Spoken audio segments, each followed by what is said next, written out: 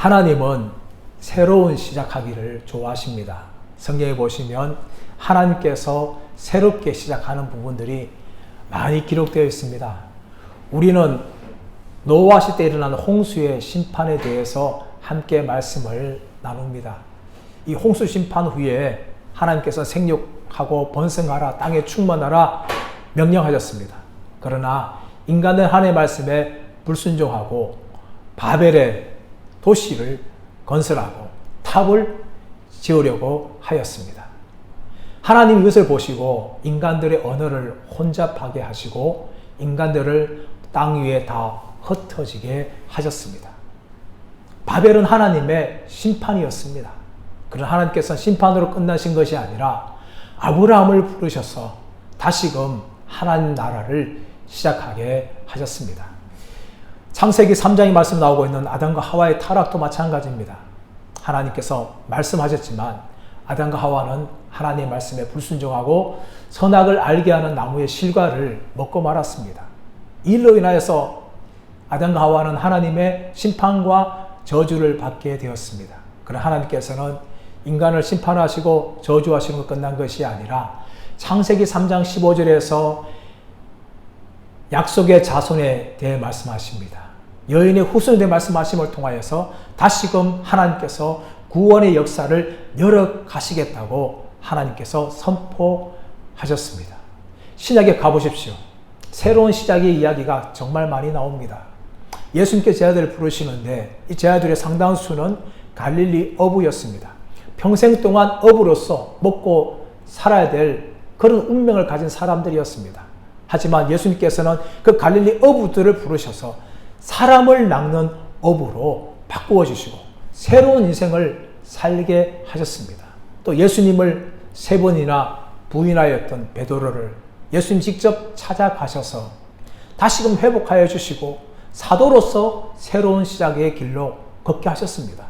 다른 제자도 마찬가지였습니다. 예수님을 버리고 다 도망갔지만 예수님이 그들을 찾아가시고 그들도 사도로 부르시고 새로운 사명을 가지고 살게 하셨습니다. 우리도 마찬가지입니다. 우리는 우리의 죄로 말미암아 영원한 지옥 형벌을 당해야 될 존재였습니다. 그러나 하나님께서는 창세전부터 우리를 구원하시기로 선택하셨습니다. 계획하셨습니다. 그리고 예수님께서는 이 땅에 오셔서 우리의 죄를 위해서 십자가에 죽으시고 부활하심을 통하여 구원의 길을 열어주셨습니다. 그리고 성령님께서는 우리 각자에게 이 구원의 역사를 적용하심을 통하여 하나님의 자녀로 불러주시고 백성으로 불러주셔서 예수님을 믿게 하시고 하나님의 자녀가 되게 하셨습니다. 우리는 멸망의 자녀였고 영원한 심판의 대상이었지만 이제는 하나님의 자녀로서 하나님의 백성으로서 새로운 피조물로서의 이 삶을 살게 되었습니다. 이것이 바로 우리에게 행하신 하나님의 놀라운 새로운 시작이었습니다. 오늘 말씀에서도 하나님께서 노아를 통해서 새로운 시작을 하십니다. 그런데 하나님께서 새로운 시작할 때에 노아는 2가지의 행동으로 반응을 하고 있습니다. 첫째, 어떻게 반응하고 있습니까? 노아는 하나님께 순종함으로 반응을 하고 있습니다. 13절, 14절 말씀 보시면 이 홍수가 그치는 것에 대해서 이야기하고 땅이 마른 것에 대해서 이야기합니다. 홍수가 시작된 것은 노아가 600세 되던 해였습니다. 둘째 달 17날에 홍수가 시작되었습니다. 40일 동안 하늘의 궁창이 열리고 땅에 물들이 솟구쳐 올랐습니다. 그리고 물은 거의 1년 가까이 이 땅 위에 멈추다가 서서히 마르기 시작하였습니다. 오늘 말씀 보시면 물이 언제쯤 마른 것을 이야기하고 있습니다. 601년 첫째 달 초하룻날에 이 물이 마르기 시작했다. 땅이 거쳤다. 라고 이야기합니다. 그리고 601년 둘째 달 27날에 땅이 완전히 말랐다는 것을 성경은 이야기하고 있습니다. 홍수 시작부터 시작해서 땅에서 물이 완전히 마를 때까지가 1년 11일입니다. 1년 11일 동안 홍수로 인하여 땅은 흔적이 남게 되었습니다. 13절 말씀 보시면 땅에서 물이 거쳤다 이렇게 이야기합니다. 이것은 히브리어로 하라브라는 단어인데 이것은 완전히 땅에서 물이 사라진 것이 아니라 아직까지 습기가 촉촉하게 있는 상태를 말합니다. 근데 14절 말씀 보시면 땅에서 물이 말랐더라 라고 말하는데 이것은 야와시라는 단어입니다. 이 단어는 창세기 1장 9절 말씀 보시면 하나님께서 땅을 드러내실 때에 물을 한 곳에 모이게 하시고 뭇을 드러나게 하셨다라고 이야기합니다. 땅에서 완전히 물이 사라진 상태, 그것이 야바시의 상태입니다. 무려 1년이 넘게 이렇게 홍수가 영향을 주었고 땅이 마르기 시작하였습니다. 근데 노아가 언제 나옵니까? 노아가 그때까지 이 방주에서 나오고 있지 않습니다. 물이 촉촉하게 있을 때 그 정도쯤이면 얼마든지 노아가 홍수가 사라진 줄 알고 방주 밖으로 나올 수가 있습니다. 하지만 노아는 전혀 방주에서 움직이지 않습니다. 언제 움직입니까? 14절에 땅에서 물이 완전히 말랐을 때에 15절에 가서 하나님께서 말씀하실 때 그때서야 노아는 움직였다는 것이죠. 노아는 기다렸습니다. 하나님의 말씀이 임할 때까지 그는 방주에서 기다렸습니다. 얼마든지 그냥 습기만 있으면 나올 수 있습니다. 하지만 노아는 그때에도 움직이지 않았습니다. 하나님의 말씀이 그에게 임할 때까지 방주 안에서 또 기다렸어요. 이 습기가 있을 때 이때 하고 땅에 완전히 물이 말랐을 때 기간이 57일입니다. 이 57일 동안 방주에 또 기다린 거예요. 사실 얼마나 이 방주에서 나오고 싶겠습니까? 이미 방주 안에서 거의 1년 가까이 있었어요. 얼마나 몸이 쑤실까요? 그리고 뚜껑을 보니까, 열어서 보니까 이미 이제 땅에서 습기만 좀 있고 거의 다 물이 말라가고 있어요. 그러면 충분히 나올 수 있었습니다. 하지만 노아는 그 방주 안에서 57일 동안 더 머뭅니다. 인내하는 것이죠. 여러분, 믿음의 요소에는 많은 것들이 있지만 가장 큰 특징은 무엇인가 하면 인내하는 겁니다. 나의 마음대로, 내 생각대로, 내 뜻대로 움직이는 것이 아니라 하나님의 시간대로, 하나님의 말씀대로 우리가 기다릴 수 있어야 됩니다. 그것이 바로 믿음입니다. 믿음은 다른 말로 인내하는 것입니다. 노아는 방주 안에서 인내하였습니다. 얼마든지 나가고 싶고 자기 상황과 판단 보면은 충분히 나갈 수 있는 상황이 됩니다. 땅에 물이 습기 조금 있는 거 아무 문제가 되지 않습니다. 그러나 노아는 그때도 방주에서 나오지 않았습니다. 땅에서 물이 완전히 야바시 마른 후에 하나님의 말씀이 15절에서 임할 때에 그때야 노아는 방주에서 나온 거죠. 15절에서 19절 말씀 보시면 하나님이 노아에게 방주에서 나오라 이렇게 말씀할 때에 노아는 하나님 말씀대로 순종하여서 이 방주에서 나옵니다. 히브리서 11장 7절 말씀 보시면 노아가 방주에 들어가는 데까지 이 순종이 기록되어 있어요. 오늘 본문에서는 노아의 순종은 단지 방주 안에 들어갈 때만 순종한 것이 아니라 방주에서 나올 때에도 순종하고 있다는 것을 우리에게 보여주는 거예요. 여러분, 순종은 어디까지 해야 됩니까? 우리는 사실 한두 가지만 순종하면은 내가 이 정도면 순종의 사람이야. 난 하나님 말씀에 잘 지켜.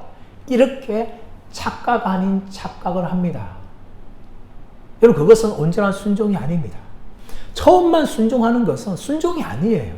마지막까지 순종해야 순종하는 거죠.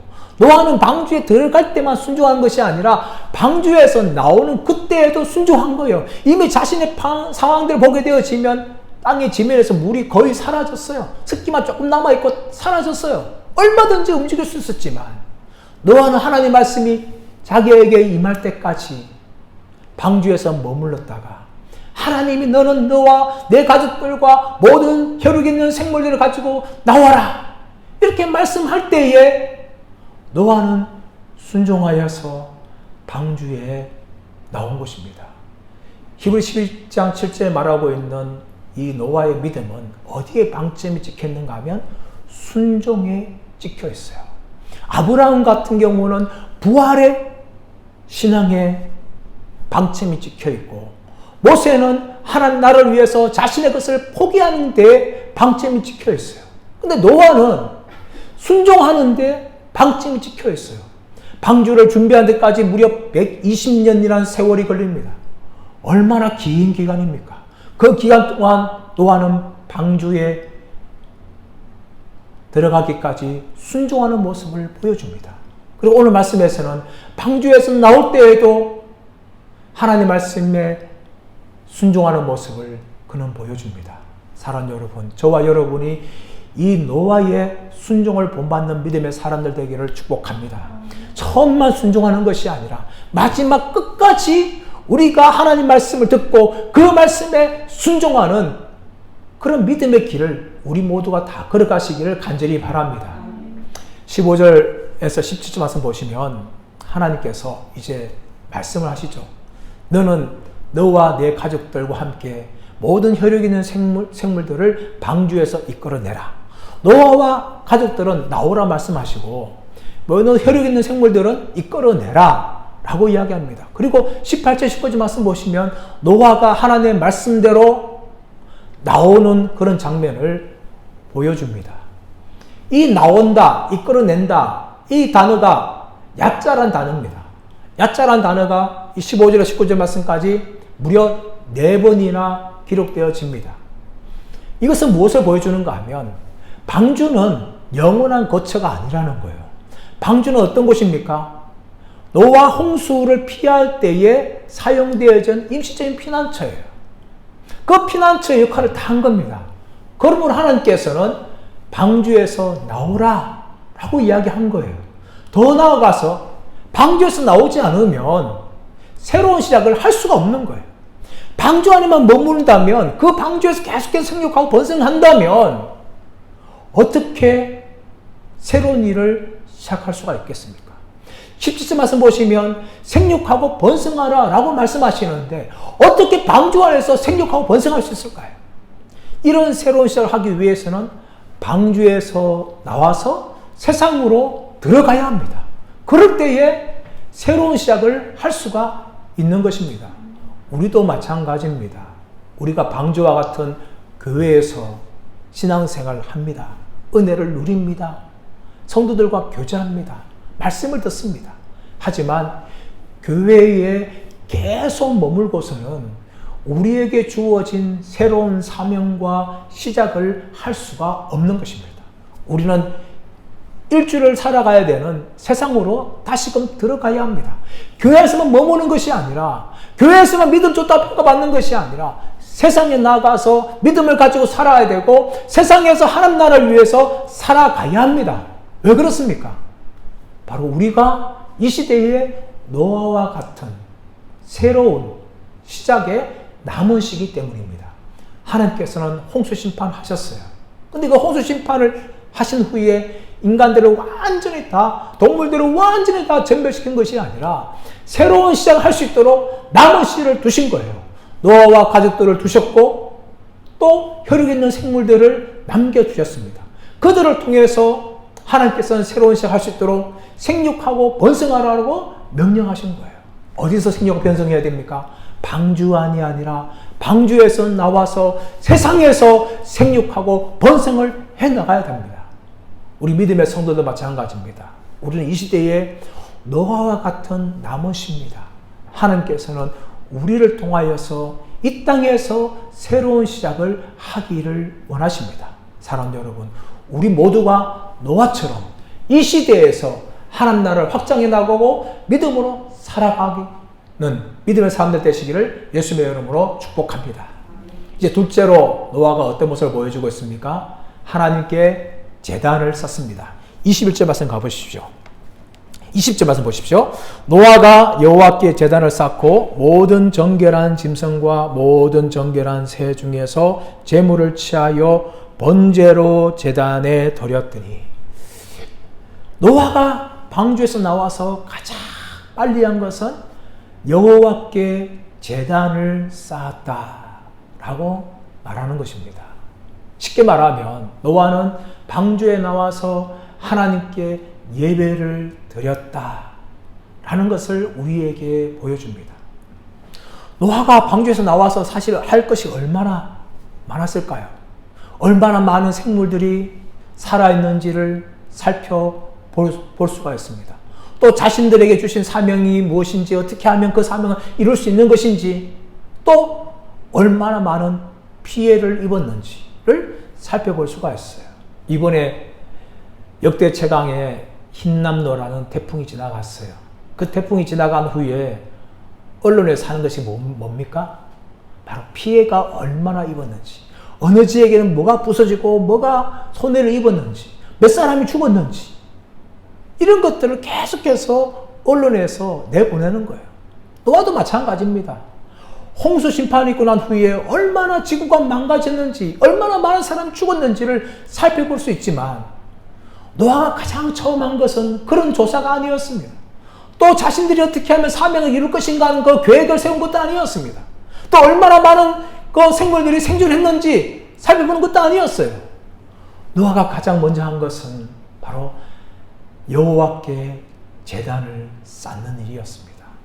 사랑하는 여러분, 우리가 하루를 시작하면서 가장 먼저 해야 할 일은 뭡니까? 그것은 하나님께 개인적으로 제단을 쌓는 것입니다. 눈을 뜬 후에 어떤 사람은 뉴스를 가장 빨리 틀 수가 있어요. 또 어떤 사람은 하루를 어떻게 살 것인가 여러 가지 계획들을 할 거예요. 또 이웃들에게 안부도 물어볼 수가 있습니다. 또 아침 운동을 나갈 수도 있어요. 여러 가지 아침에 가장 빨리 일어나서 살 수 있는 일이 굉장히 많지만 우리 믿음의 성도들은 가장 먼저 눈을 뜬 후에 해야 할 것은 개인적으로 하나님 앞에 나아가서 제단을 쌓는 일입니다. 뭐 정식으로 교회에서 예배드리는 그런 말이 아니에요. 개인적으로 하나님의 임재 가운데 들어가서 하나님의 음성을 듣고 우리가 하나님 앞에 고백하는 이것을 시작해야 됩니다. 그것이 바로 우리가 하루 중에 가장 먼저 해야 될 줄 믿습니다. 노아가 이렇게 제단을 쌓을 때에 노아가 드린 제사가 무엇입니까? 바로 번제라는 제사였습니다. 이 번제는 제사들 중에서 가장 오래된 제사고 가장 먼저 드려진 제사입니다. 번제가 어떤 제사입니까? 레위기 1장 말씀 가보시면 짐승으로 제사를 드릴 때에 짐승의 피를 흘리고 제단 주위에 뿌립니다. 그리고 짐승의 각을 뜹니다. 머리와 기름을 베어냅니다. 그리고 정강이를 씻습니다. 그 모든 것들을 가지고 다 제단에서 불태워 올려드리는 것이 이 번제입니다. 번제는 두 가지가 있어요. 하나는 상번제입니다. 이 상번제는 매일 아침과 저녁으로 제단에서 불태워 드리는 제사예요. 또 하나의 번제는 뭔가 하면은 위기가 닥쳤을 때, 위기를 지난 후에 하나님 앞에 번제를 드리는 거예요. 유출이 끝났을 때라든지, 나시린 기간에 범죄했을 경우라든지, 이런 경우에 이 번제를 드립니다. 근데 이 번제는요, 억지로 드리는 것이 아니에요. 스스로 자원해서 기쁨을 가지고 드리는 제사가 번제입니다. 이 번제를 드리는 경우는 속죄의 의미가 있어요. 그리고 더 나아가서 우리가 무엇인가 하나님의 은혜를 구하는 청원의 의미를 가지고 번제를 드립니다. 그리고 더 나아가서는 감사의 마음을 가지고 번제를 드리는 거죠. 이 노아가 번제를 드릴 때는 저는 크게 두 가지 의미가 있다고 생각합니다. 하나는 속죄의 의미라고 봅니다. 홍수 심판은 인간의 죄에 대한 심판이었어요. 그래서 노아가 홍수 심판 끝난 후에 가장 먼저 인간의 죄를 속죄하는 제사를 하나님께 드렸을 거예요. 또 하나는 무엇이었습니까? 이 홍수 심판 중에도 자신과 가족들과 또 세상을 다시 시작할 수 있는 혈육 있는 생물들을 남겨주신 것에 대한 그런 감사의 의미를 가지고 번제를 드렸을 것입니다. 이런 두 가지 요소는 우리가 예배 드릴 때마다 항상 있어야 될 것입니다. 우린 예배드릴 때마다 무엇보다 우리의 죄에 대해서 회개하는 제사를 올려드려야 됩니다. 우리의 말과 행동으로 얼마나 하나님 앞에 범죄했는지, 또 우리가 하나님 보시기에 없어져야 될 죄의 습관들을 가지고 있는지, 또 우리의 죄로 말미암아 얼마나 많은 사람들이 상처를 받았는지, 여기에 대해서 우리는 회개를 해야 합니다. 예배를 드린다고 해서 하나님 예배 받으신 것이 아니에요. 우리는 예배를 드릴 때에 먼저 우리의 죄에 대해서 고백을 해야 되고 죄 용서를 받아야 합니다. 그렇지 않으면 우리가 드리는 예배는요, 하나님 받으시는 그런 예배가 아닙니다. 우리는 예배 드릴 때 먼저 우리의 죄에 대한 이 회개의 예배를 먼저 올려드려야 됩니다. 이사야 59장 1절 말씀 보시면 여호와의 손이 짧아 구원하지 못함도 아니고 여호와의 귀가 둔하여서 듣지 못함도 아니고 너희 죄가 너희와 하나님 사이를 내었고 너희의 죄가 그의 얼굴을 가리워서 듣지 않으시게 한 것이다. 이렇게 말씀하는 겁니다. 우리의 예배가 예배로서 드리기 위해서는 먼저 우리의 죄에 대한 회개가 있어야 됩니다. 죄에 대한 용서를 받아야 됩니다. 그리고 더 나아가서 우리가 할 것은 무엇입니까? 감사의 예배를 올려드리는 거죠. 일주일 동안 살아감에 대해서 하나님이 지켜주시고 보호해 주신 것, 우리를 억만죄악에서 구원하여 주셔서 하나님의 자녀로 삼아 주신 것에 대해서, 우리의 기도에 대해 응답해 주신 것에 대해서, 지금까지 함께 하시고 인도해 주신 것에 대해서 우리는 감사의 고백을 올려드려야 됩니다. 이것이 바로 번제 가운데 있어야 되는 아주 중요한 요소입니다. 그러나 우리가 예배드릴 때 이 두 가지 요소를 얼마나 우리는 잊어버리고 예배드리는지를 모릅니다. 우리의 죄에 대해서 회개하지 않고 하나님 앞에 나옵니다. 또 하나님 앞에 나오면서 그 은혜에 대해서 진정으로 감사하지 않으면서 우리는 예배를 드립니다. 이런 예배는 하나님 기뻐하지 않는 예배예요. 이 노아가 드린 번제에는 자신의 죄뿐만 아니라 또 사람들의 죄에 대해서 속죄의 의미가 있었고, 더 나아가서는 자신을 구원해 주시고 1년 동안 방주에서 무사히 지켜주신 은혜에 대해서 감사의 고백을 드렸습니다. 그럴 때 하나님께 어떻게 하십니까? 21절 말씀 보십시오. 21절 보시면 여호와께서 그 향기를 받으시고 라고 말씀하세요. 노아가 드린 이 예배는요, 하나님께서 받으시는 것이었어요. 하나님이 그 향기를 받으셨다는 것이에요. 이 향기는 뭡니까? 짐승을 태워드릴 때 올라가는 연기 냄새입니다. 그것을 받았다는 거예요. 맡으셨다는 거예요. 하나님이 독특한 취미를 가지고 계신 것입니까? 이 짐승을 태우는 그 냄새를 좋아하시는 그런 취미를 가지고 있는 분이 아니라 이 향기를 받다는 의미는 무엇인가 하면 노아가 드린 그 진정한 예배를 하나님이 기뻐하셨다는 것입니다.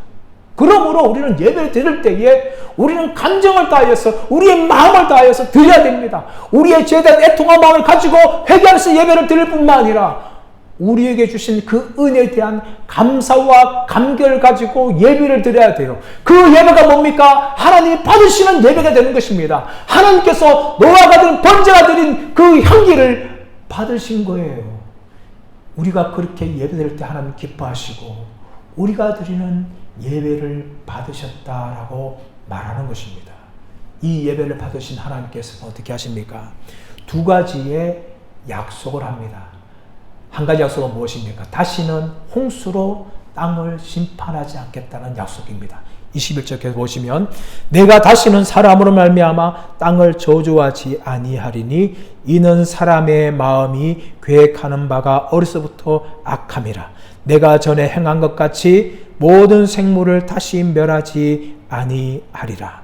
하나님께서는 이제 홍수로 말미암아 다시금 심판하지 않겠다 말씀하시는데 그 이유가 무엇인가 하면 이는 사람의 마음이 계획하는 바가 어려서부터 악하기 때문이다 라고 이야기하는 거죠.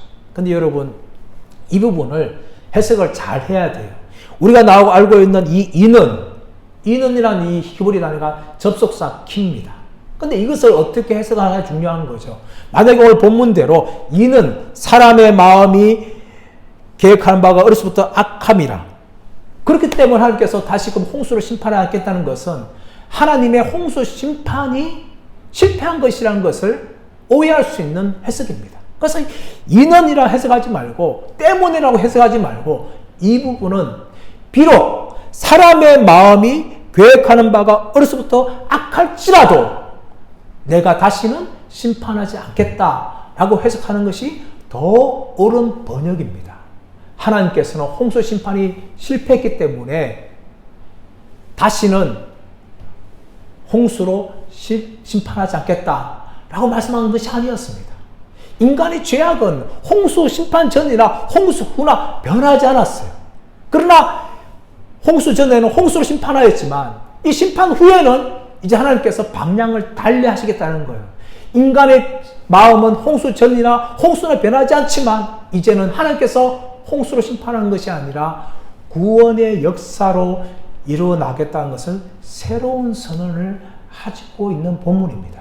그러므로 이 부분은요, 때문에 인간의 마음이 어려서 아깝기 때문에 홍수로 심판하지 않겠다는 것이 아니라 인간의 마음이 어려서부터 악할지라도 이제 하나님께서는 새로운 구원의 길을 열어 가시겠다라고 하시는 선언이라는 것입니다.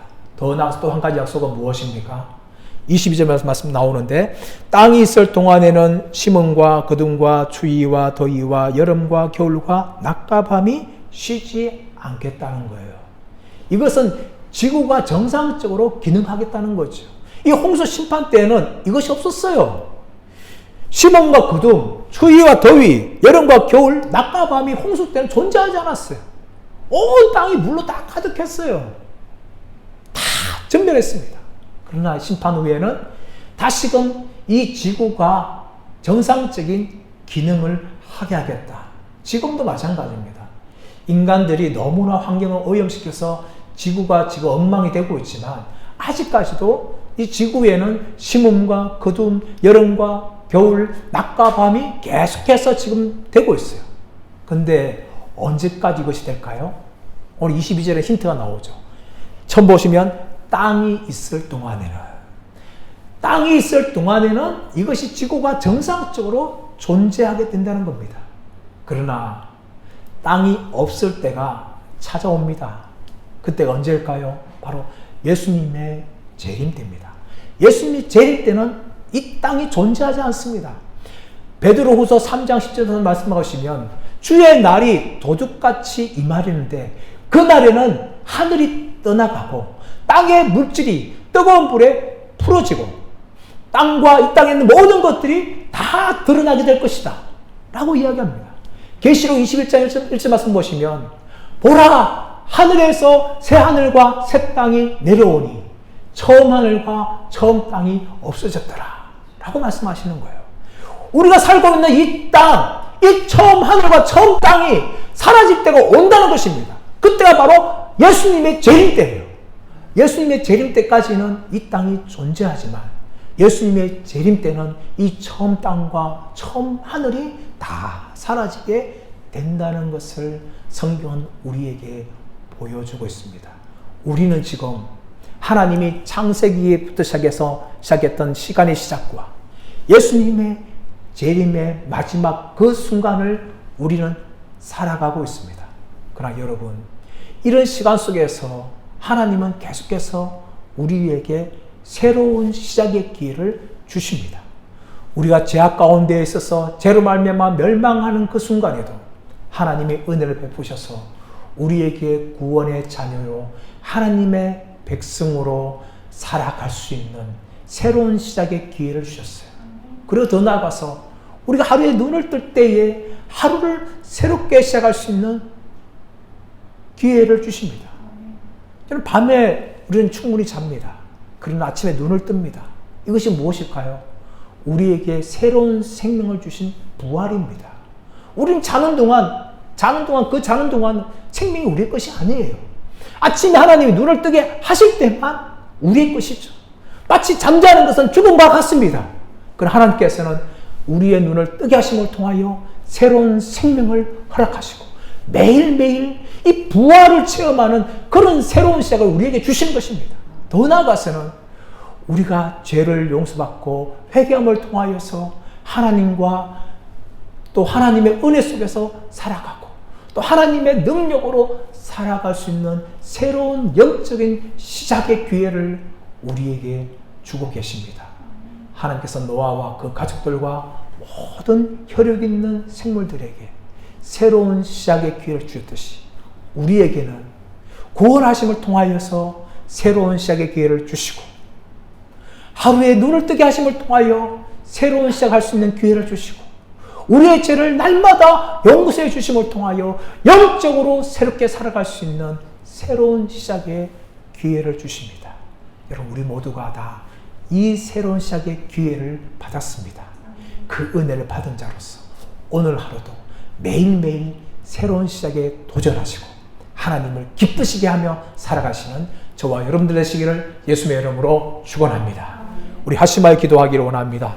기도할 때에 하나님,